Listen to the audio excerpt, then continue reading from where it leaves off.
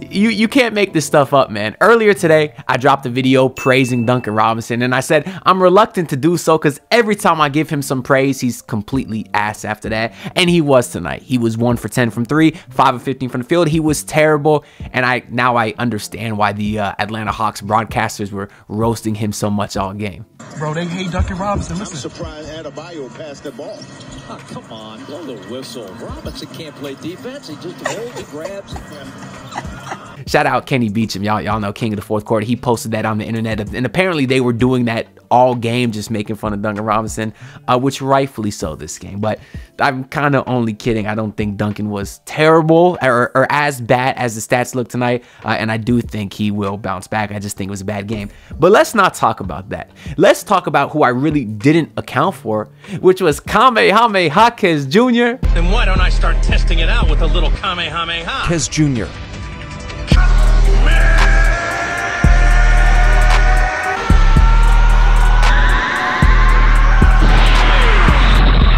Now, of course, when I made that video, I didn't know that Jimmy Butler would be out tonight for personal reasons. So one, I hope everything is good with him. It seems like it may be a family issue.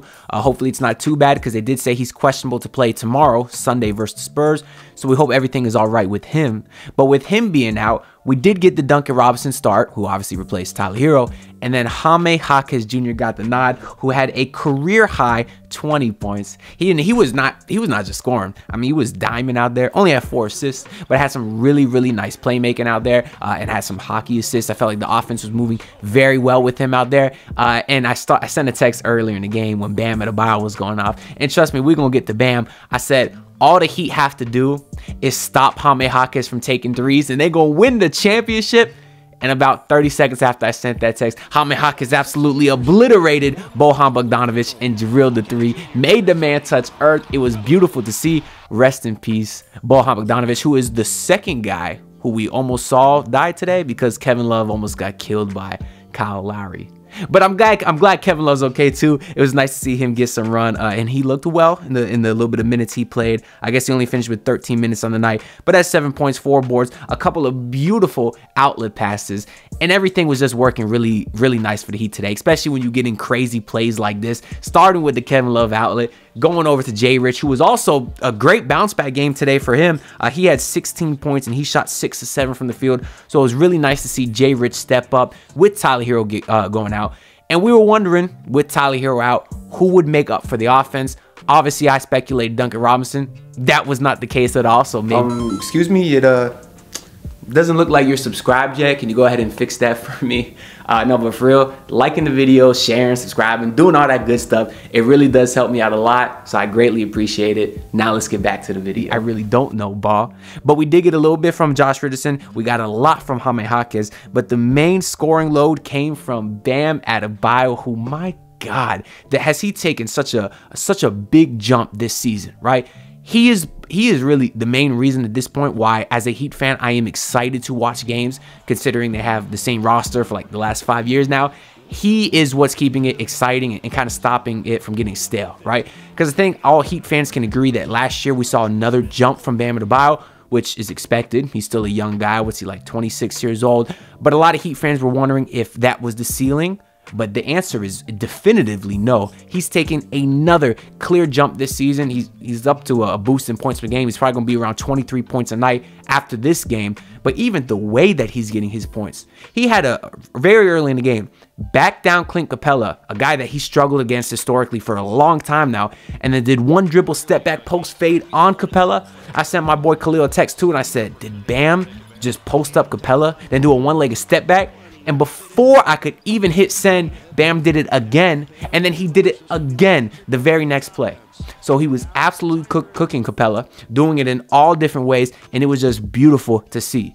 If Bam can keep up this level of offensive production and continue to improve at this trajectory, there's no reason he can't be an MVP caliber player 3 years from now. Now, the way Bam gets disrespected, he'd have to score like 40 a night to get any look in the MVP conversation.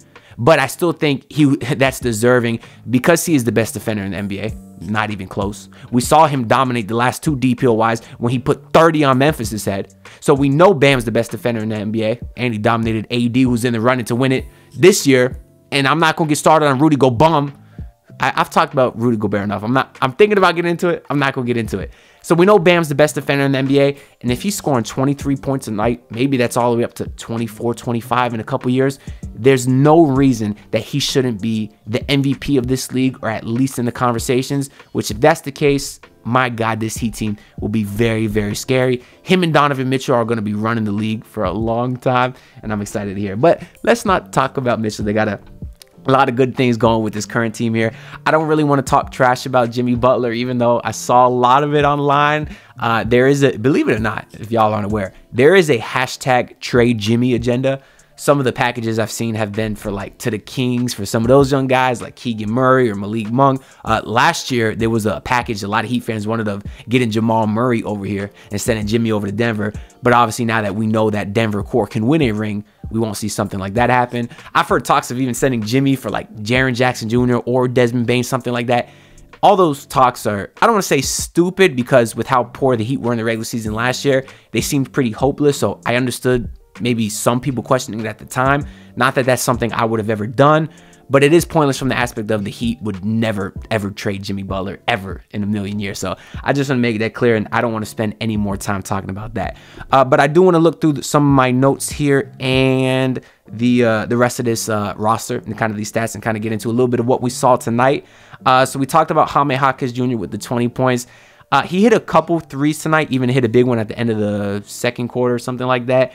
It's very clear, though, that he's not a great shooter, but he's pretty damn great at everything else. Even had a couple great steals, a couple great blocks. The refs hold him on a couple, but he's really good at everything except shooting the ball for now, and that's very promising from him. Haywood Highsmith. I was looking at him to maybe get an uptick in his points to kind of alleviate the load from Tyler Herro not being there. He had 11, 6, and 5 tonight, which you'll love to see from the locksmith. He was awesome defensively as well. Now he shot 3 of 13, which sucks. And maybe that's why the I want to keep saying Memphis Grizzlies, because the colors the Hawks were wearing was like that baby blue from the Grizzlies. I kept getting confused.